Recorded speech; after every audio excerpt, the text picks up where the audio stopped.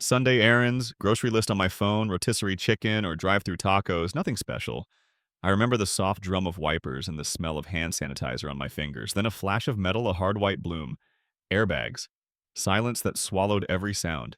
No screech, no scream, just glass hissing like dry sand. I hung upside down by the seatbelt, a puppet in a ruined theater. My name is Rowan Lay 32, the reliable one.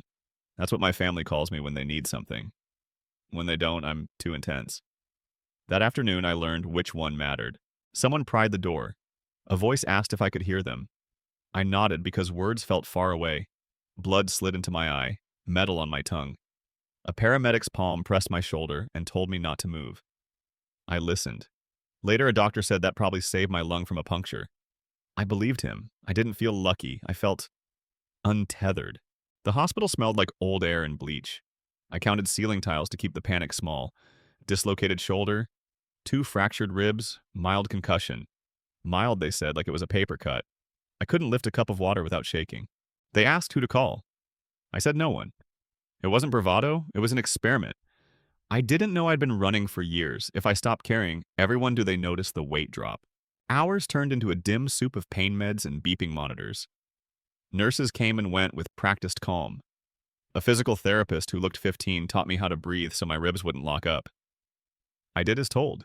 Each breath felt like prying open a jammed door. On the second night, I turned my phone back on. 27 unread messages lit the screen. For half a second, I felt seen. Then I opened the family group chat. It wasn't about me. My sister Lena, 26, in a silk robe, grin wide, holding a flute of something pink. Caption, Vineyard Wellness Weekend, another photo. Mud mask, another. Infinity pool at a rental with glass walls and white towels folded like swans.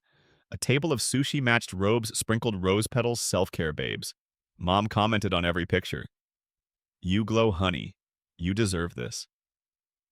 Dad dropped clapping emojis he learned last year. No one asked where I was. No one asked why I'd gone silent. I stared at those photos while iodine stung my skin and plastic tubing tugged my arm. It felt obscene, like I was watching a party through the window of a burning house mine. For a second, I wondered if I'd forgotten to tell them I was hurt. I hadn't told anyone. I wanted to see who would notice I'd gone quiet. No one did. 3 days. The nurses learned my name. The lady from transport brought me a better pillow.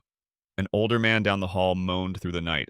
I learned where the cafeteria hid the decent coffee. My family learned nothing. I thought about all the times I'd been their answer. Late night transfers for Lena's rent just this once. Mom's balance on a card I co-signed for points. Dad's brakes replaced because the shop guy's a crook. I kept receipts in a folder named Housekeeping, which is honest in the ugliest way. I was the housekeeper. I kept everything tidy. By day 4, they discharged me. No driving, no heavy lifting, the nurse said, like my whole life hadn't been heavy lifting. I rode home wearing the hospital gown under a hoodie because I couldn't stretch my bad shoulder into clean clothes. The rideshare driver cranked the heat for me without asking. A kindness so small it made my throat sting. In my apartment, I lowered myself into the chair by the window and didn't move for a long time. The city was a gray watercolor. I felt invisible and strangely safe. I slept like a rock pinned to the bottom of a river. When I woke, I finally flipped my ringer back on. 64 missed calls stacked like warnings. Most from Dad, some from Lena, 2 from Mom. No voicemails, of course. Just a text from Dad at the top, call us back now, it's serious. My chest tightened. Serious could mean a hospital. Serious could mean a death. My body remembered the crash and braced. I called immediately. He picked up so fast it felt like he'd been holding the phone pacing, waiting for my name to light his screen. His voice wasn't angry, it was tight. Ro, we've been trying to reach you. I said nothing. I let the silence settle. Silence is a kind of truth. He started talking. Fragments? Lena's rent declined? Her card kept failing? Mom's bill pay bounced. Then the bank flagged something and locked her secondary. Their words rolled together like a landslide. We think your accounts are messed up, he said, careful like he was laying down boards over a swamp to reach me. I listened. I pictured Lena with a face mask on chin tilted toward the sun as she held a glass of champagne. I pictured Mom's cursive comments and Dad's emojis. I pictured their hands always open palm up and me the ATM with a heartbeat. I could have told him then. I could have said the sentence that would split our story in half. I froze everything. But I didn't. Not yet. I let him keep explaining the problem like I didn't know its source, like I wasn't the source and the solution both. When he ran out of words, he sighed the way he does when he wants me to volunteer before he asks. It's an old rhythm. It used to work. Before I answered, the accident replayed in a flash, that soft, terrible hush after the airbag. The paramedic's hand, the ceiling tiles, the group chat flashing with toasts while my IV beeped. Something inside me shifted. The part that fixes, the part that rushes, the part that calls the bank, apologizes for the overdraft I didn't cause, and pays the late fee with a joke to make it lighter. That part finally sat down. "Dad," I said, just his name. My voice sounded steady, it felt new. He waited. I could hear a TV in the background, muffled, and the scrape of his shoes on tile. "Talk to me, son." He only says son when he's scared or when he wants something. Sometimes both. "I will," I said, "but you're going to listen first." Silence again. The kind that makes people fidget. He didn't this time. Maybe he felt the ground tilt like I did. Maybe he knew something was ending and didn't have words for it yet. I told him about the wreck, the flip, the blood, the nights alone, the nurse who held my cup as I drank, the physical therapist who counted my breaths, the photos of Lena at the vineyard, the slow scroll of comments, the brightness of their day laid over the dim of mine. I didn't dress it up. I didn't cry. I wanted facts to be enough for once. He inhaled like he'd been punched. "Why didn't you tell us?" "You didn't notice I was gone," I said. "That's why." He started to explain. He reached for soft words. "Your sister's been anxious. Your mother's had a lot on her plate." He tried to make it sound like a misunderstanding we could all laugh about later. My shoulder throbbed. The hoodie scraped the gauze. It helped me stay cold. "I'm not calling for comfort," he said finally. "We just need—" There it was, we just need. The sentence our family is built on, the sentence that always ends with my wallet or my time or my patience. I could feel the answer forming like a stone in my mouth, heavy, final. "Dad," I said again, "listen carefully. I'd thought the crash would be the worst part of my week. It wasn't. The worst part was realizing how quiet life could be when you stop being useful.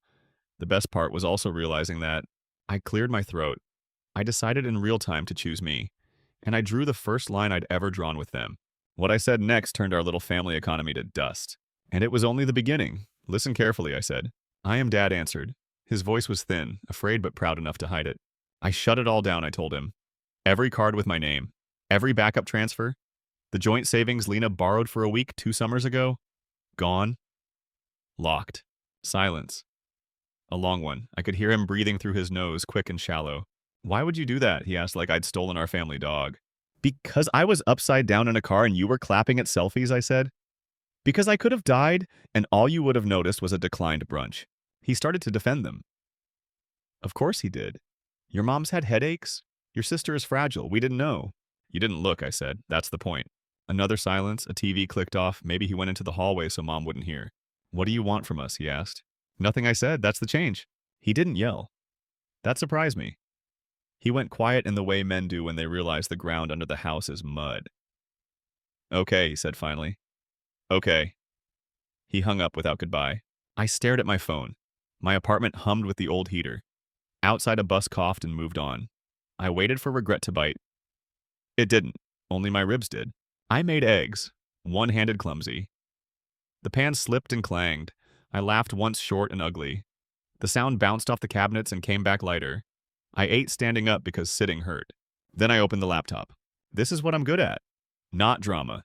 Systems. I started a spreadsheet. Left column account names, next owner.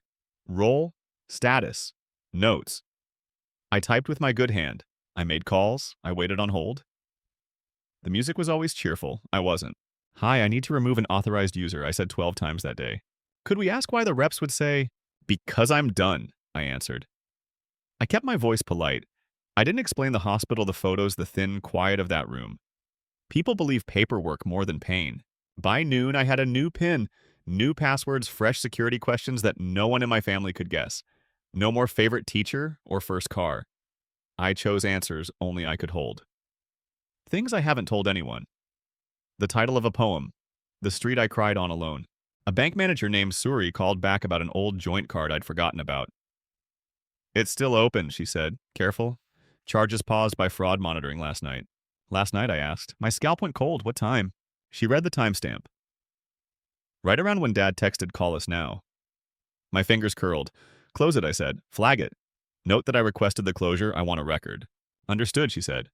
"Do you need resources for identity protection?" "Maybe," I said. "Send them anyway."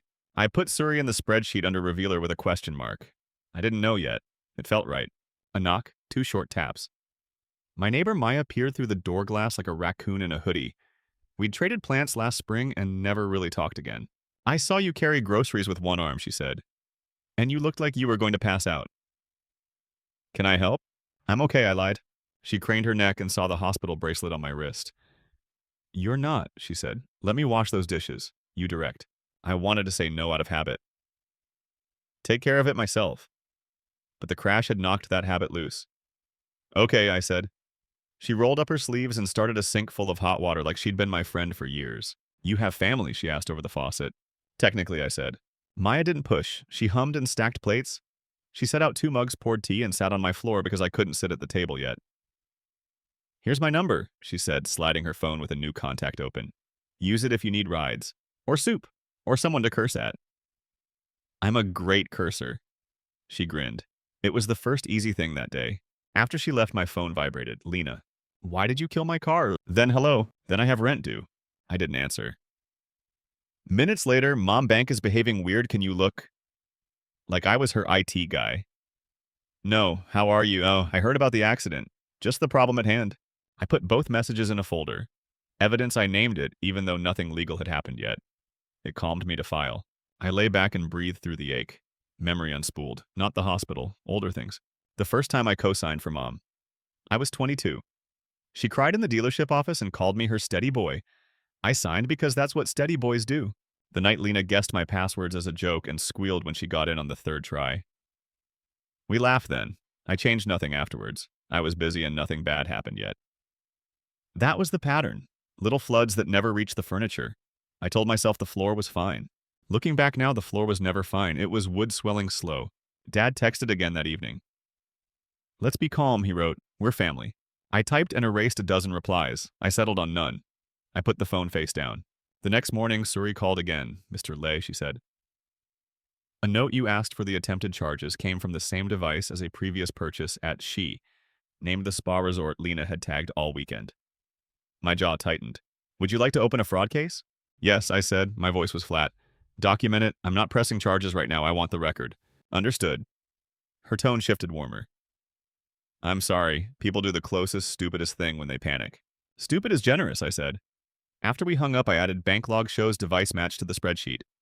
Facts, calm, brick by brick. At noon, I had a televisit with a clinic doctor. She wore purple glasses and told me to nap twice a day, avoid screens, and ask for help. I nodded. I didn't tell her my help had been rerouted back to me. I dozed and woke to 31 notifications. Lena again, shotgun blast of text. I'm humiliated. They said my card was stolen. Fix it now.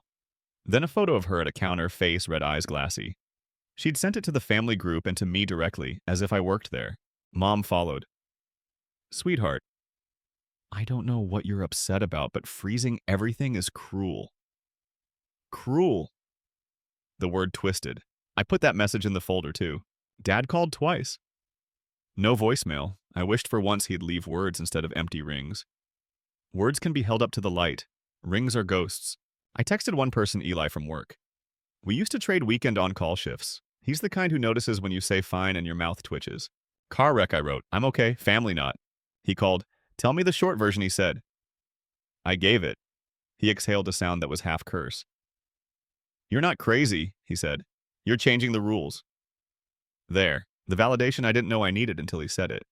If you need rides, I'm 10 minutes away, he added. Or I can bring soup. I make a mean lentil. Maya's got soup, I said. Good, he said, pleased. Then I'll bring trashy magazines for recovery. I laughed for real. It hurt. It was worth it. That night, the group chat lit up again. Mom dropped a link to an article about radical forgiveness with a quote highlighted in yellow. We can move forward when we accept the past, she wrote. Past as if the accident was ancient history and not 4 days old. As if my bank activity from this morning was Stone Age. I clicked her profile out of reflex. A fresh post glowed at the top. Keep our family in your prayers. Some people act out from pain. We're choosing love. The comments piled up under it. Hearts? Praying hands? One woman wrote, You're such a strong mama. My stomach turned like I was back in the spinning car. I didn't reply there either. I screenshotted and filed it. I was building a quiet wall of facts, not for a courtroom, for myself, so that when they said I was harsh, I could hold up the wall and remember why. Before bed, I stood in the dark and scanned my living room. It felt different, not safer yet, just mine, not a staging area for rescue. I plugged in my phone. It buzzed once more. A number I didn't recognize. I let it ring out. A minute later, a text came through. Rowan, it's Aunt Vi. I heard something. Call me. I want to check on you. Aunt Vi lives 3 bus lines away. We're not close. She knits monsters for charity and once told Lena to buy cheaper shampoo. She also has the eyebrows of a hawk. She sees what people try to hide. I stared at her message. For the first time since the crash, something like relief moved in my chest. Someone had looked. Someone outside our little triangle of need had asked a question. I wrote back, I'm okay, we can talk tomorrow. Tomorrow would be the day I learned how deep the rot went. Tomorrow would be the day Vi told me what Mom had said about me and what she'd found in a drawer at my parents' place that didn't belong to them or to her. I didn't know the details yet. I only knew the feeling. The floor swelling, the nails loosening, the house we pretended was solid starting to whisper. I turned off the lamp and let the room go quiet. My body throbbed in time with my breath. It hurt to inhale. It hurt less to exhale. In the dark, I promised myself something simple. No more explaining my pain to people who prefer my money.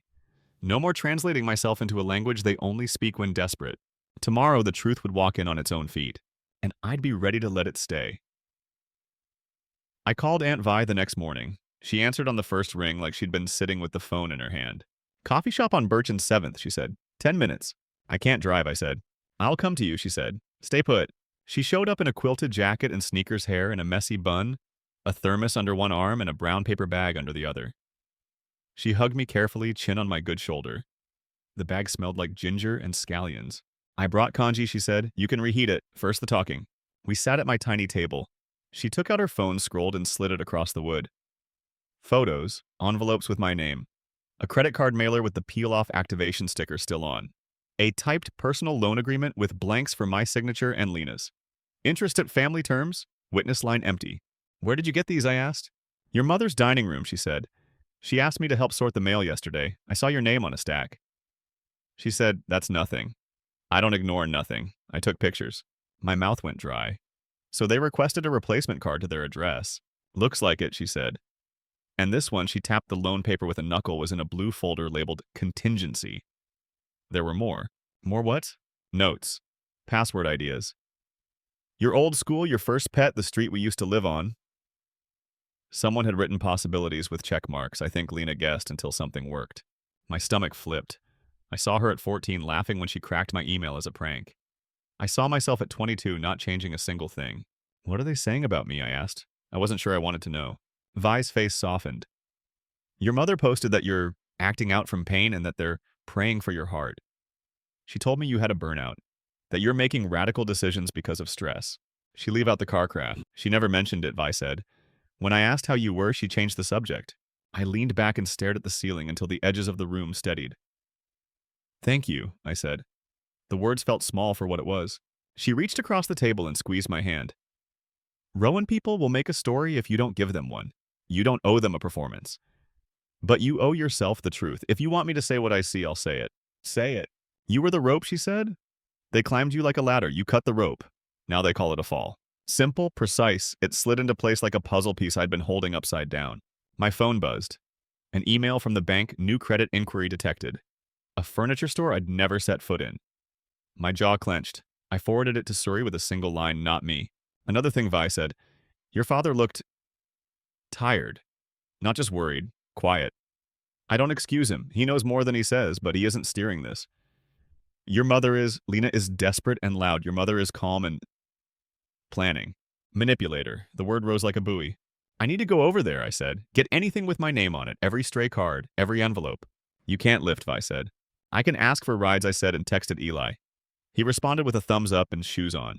Maya knocked a minute later like she had a sixth sense for trouble. Field trip, she asked. Recon, I said. Parental house. She tied a scarf around my neck without asking. You look like a crime podcaster, she said. In a good way. Eli drove. The sky was the color of a sink full of old dishwater. My parents live on a quiet street with neat hedges and those solar lights that look like little moons at night. My ribs throbbed with every bump. Gravel crunched when Eli pulled in. The sound made something in my chest shake. I told my body to keep it together. Dad opened the door before I knocked. He looked smaller. He always seems smaller when there's no audience. Row, he said. He glanced at Maya and Eli, company. Drivers, I said. We won't be long. He stepped aside. The house smelled like lemon cleaner and last night's garlic. The rug in the hallway had a new ripple in it. Mom hates imperfections like that. It looked like even the carpet had stopped obeying. Mom came from the kitchen, wiping her hands on a towel like a TV mom who makes casseroles for church. She wore lipstick. That told me she was performing. "Sweetheart," she said, arms open, "you look pale." She leaned into air kiss and I stepped back. The towel slipped from her hand, hit the tile, and crumpled like a little white flag. "I'm here for my mail," I said, and pointed at the dining room. "Anything with my name. And every card you've received that belongs to me. I'll wait." Her smile held a beat too long. "Of course," she said brightly. "We were going to bring them to you." "I'm here," I said. My voice sounded calm even to me. I thought of ceiling tiles. I thought of the crash's quiet. She walked to the buffet cabinet and opened the top drawer. She shuffled envelopes. She took out a small stack. It looked too small. I could see blue file tabs in the lower drawer. "All of it," I said. She paused. Then she pulled the lower drawer. Manila folders. Tabs labeled utilities, insurance, taxes, contingency. I met Vi's eyes. Vi raised her eyebrows once. Mom hesitated. Then she slid out contingency and put it on the table. "You're making a big deal out of mail," she said. Light like we were discussing napkins. I opened the folder. Loan agreement? Copies of my driver's license? My old signature cut from another document and taped onto a page like a craft project. A yellow sticky note. "Ask Jay to notarize." My skin went cold and hot at the same time. "Where did you get this?" I asked, holding the photocopy of my ID. The edges were crooked like someone had pressed the lid with both hands. "You sent me a photo years ago when I booked your passport appointment," Mom said. Her tone floated on innocence. "I keep things in case of emergencies." "What emergency involves my signature taped onto a new form?" I asked. She didn't blink. "We were going to show you. It's for Lena. A formal agreement so you don't feel taken advantage of. Protection for you." A line snapped in my head, not a loud snap. A neat, sharp one like scissors at a ribbon cutting. "Where's the new card?" I asked. She opened another envelope. The card slid out, my name shining. She held onto it half a second too long. Then she set it down like it burned. "Dad," I said without looking away from her. "Did you know about this?" His eyes dropped. "I knew about the rent," he said, "not the paper things." "Paper things?" I almost laughed. "I need a box," I said. "I'm taking everything with my name. If you text me about money again, I'll block your numbers. If you try to open anything in my name, I will file. I won't warn you twice." Mom's lips parted. "That's cruel," she said. Same word as her text. She liked that word. It turned me into the villain and the door into a stage. "What's cruel," I said evenly, "is planning a loan in my name while telling the internet to pray for my heart." Her face flickered. The mask slipped just a little, enough to see the steel underneath. "You're not well, Ro," she said softly. "Everyone can see that. This is a phase. When you calm down." I laughed. It came out short and bright. "I am calm," I said. "That's the new problem, right?" Eli came in with a flattened moving box. He didn't speak. He didn't look at anyone too long. He started folding like an EMT on a scene, quiet, precise. Maya stood by the doorway and watched Mom like she was a cat near a cake. I filled the box with envelopes and folders. I took my name back piece by piece. Insurance, taxes, bank mail. The contingency folder went in last. The weight felt right in my arms, heavy, honest. At the bottom of the drawer was a notebook with a floral cover. Lena's handwriting, big bubble letters. I flipped it open. A list. Rowan's security cues. Street we lived on, Birch ask Mom. First pet, Al's goldfish name check. FB. Teacher, Miss Tran Middle School. Favorite poet, under that, a messy heart around Tri Sisters B-Day. I held it up. "This is a crime," I said. "Not loud, just clear." Mom reached to snatch it. I pulled back. She wasn't fast enough. "Give me that," she said. The sweetness was gone. The room felt colder. "No," I said. "This comes with me." Dad put his hand flat on the table. Not a slam, a lay down. "Enough," he said to Mom. His voice was low, like he was talking to a skittish dog.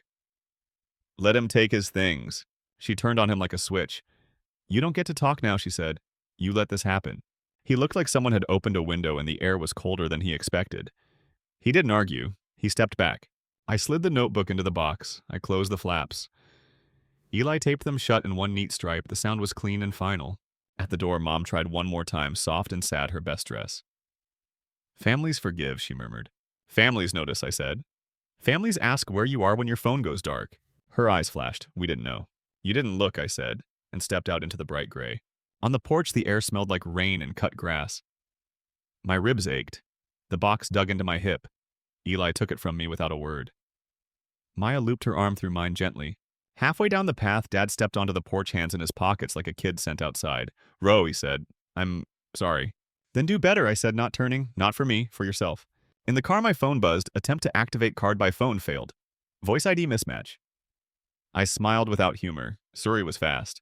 Back home, we set the box on the floor. The room felt different, safer. Not safe, safest, safer. I made tea. Eli unloaded a stack of trashy magazines like he'd promised.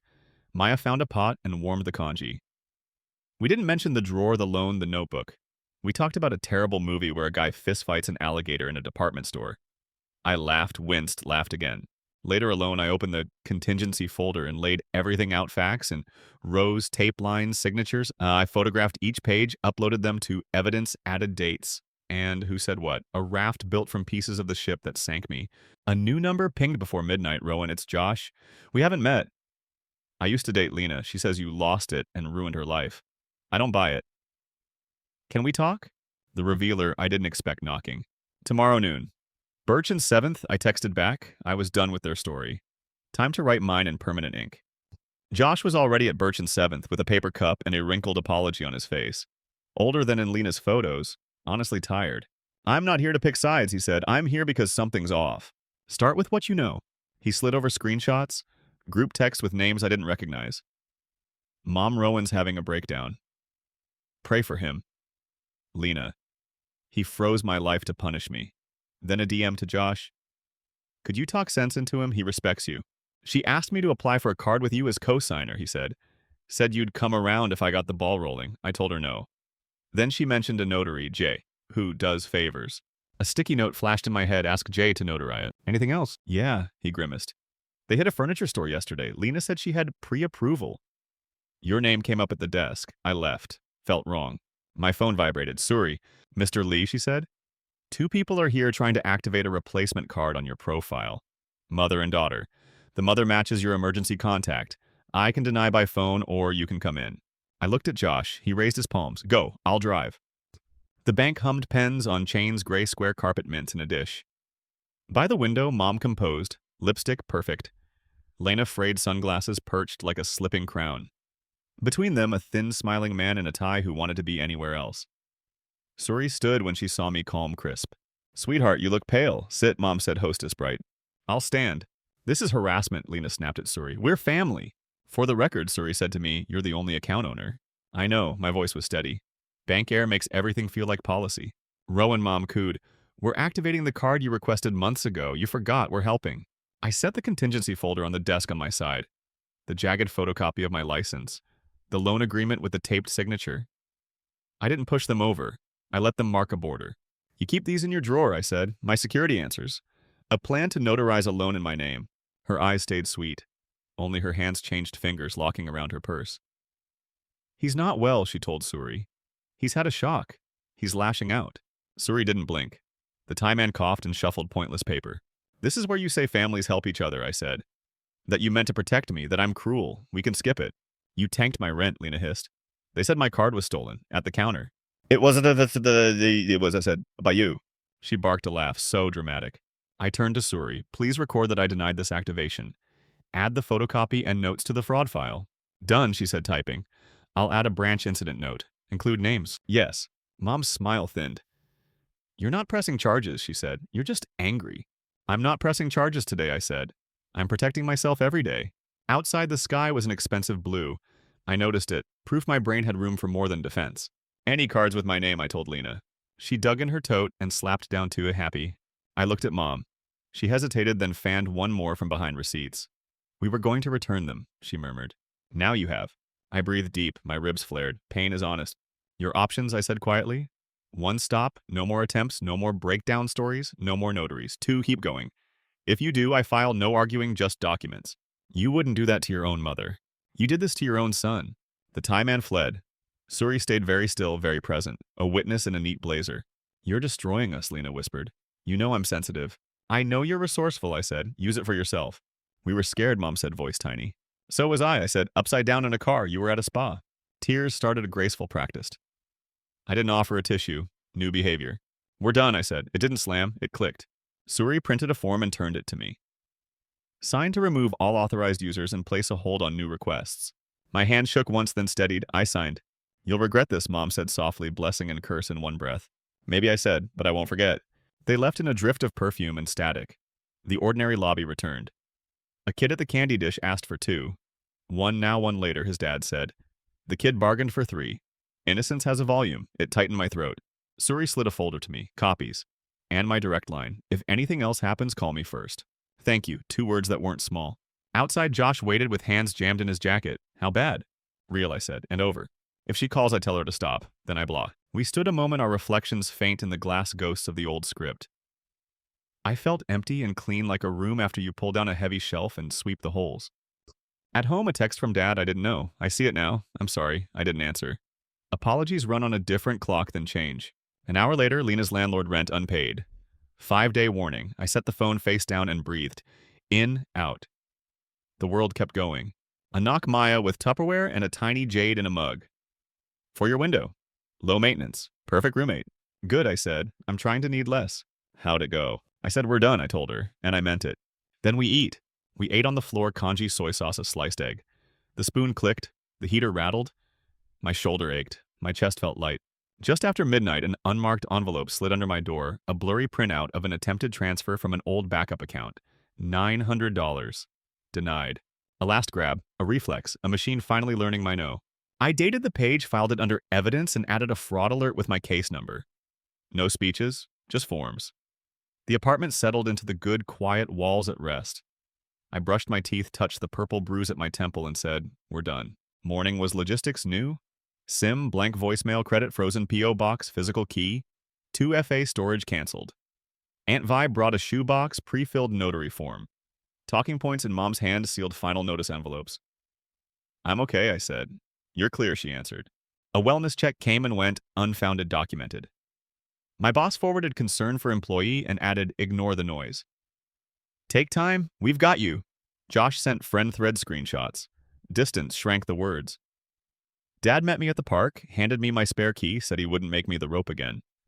A prayer night fizzled, basket light, questions heavy. The landlord removed me as guarantor. Mom mailed a payment plan. I filed it silence on purpose. I packed. The notary Jay texted he'd declined to do a favor. I exhaled. I moved to a small studio with a cranky lemon tree. On the fridge, 9-year-old me with a sagging balsa bridge and the ER wristband I finally cut off. Then and now. New rhythms, the barista who sings to her milk frother. A bus always 5 minutes late. A cello at 6 that turns the walls into a soft drum. Therapy gave names, fawn enmeshment, parentification. So I'd stop blaming the air. I wrote an emergency plan and a note that begins, believe yourself first. 2 months later, the bruise faded to yellow. The jade pushed a new leaf I named boundaries. Dad brought oranges and signed up for digital safety for seniors. We laughed. Clean. Sometimes grief still comes like fog. I read my note. Kindness without consent is servitude. You chose consent and the room widens. I stood one evening at the crash intersection, fresh paint, plastic flowers on the pole. No screeching, just a city minding itself. I thanked the strangers who helped, and myself for drawing a line. Inside my bowl cabinet, a creed, I'm not a rope, I'm not a bank. No is a sentence. Silence is a choice. Love without respect is theater. Help freely given is a gift. Demanded help is a tax. I choose gifts, I choose myself. On the first warm Saturday, I repotted the jade. New soil, more room. A lemon fell rolled into my shoe. I laughed. My ribs didn't mind. My mother hasn't apologized. Maybe one day, maybe never. That isn't the prize. The prize is a phone that doesn't spike my pulse a Sunday with a walk and a bowl friends who bring soup instead of a sermon. The prize is quiet that isn't empty. If your stomach knots reading this, ask the question that moved me when your phone goes silent. Who shows up without needing anything from you? Draw your line there, then hold it when the tide hits.